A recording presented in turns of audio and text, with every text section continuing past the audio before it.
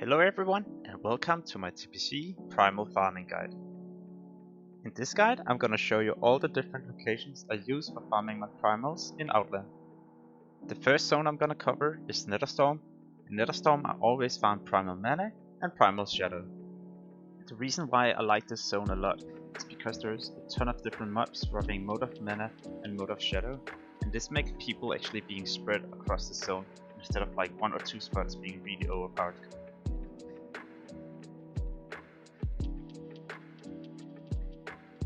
The next zone is Blade Edge. This zone is really popular, and if you're here for farming Primal Fire, you can expect there to be a lot of other people at the same spot.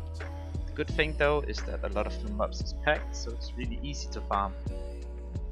The Primal Mana farming spot in Blade Edge isn't popular, but at the same time it requires you to have Flying Mount in order to get up there, and if you really want to farm Primal Mana, I suggest you go to Netherstorm. The next zone is Senkomash. Senkomash is really good for farming Primal Life, and especially if you're like level 60, 61, 62, you just got into Outlands. These mobs is easily killable and a good way to farm money while you're actually leveling. At the same time, each mob also have a chance to drop plant parts, which you can turn in for reputation. Necron is a really popular zone.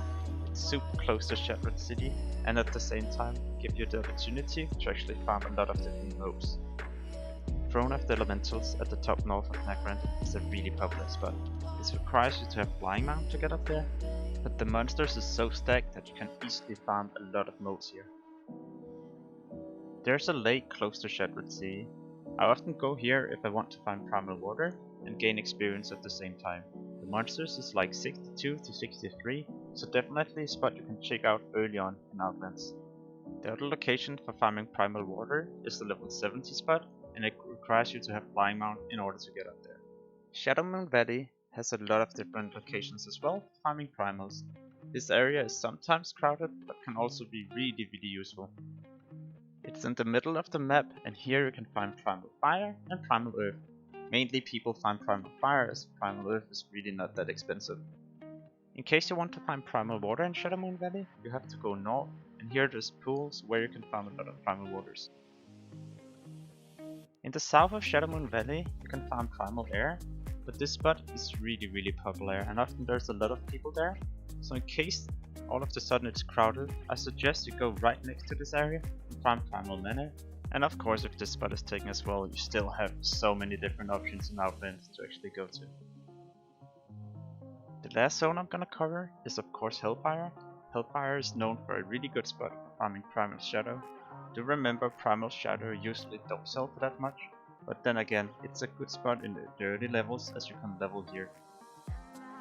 If you're level 70 and have your Flying Mount, then you can go to Throne of Kil'jaeden, and up here you can find Primal Fires.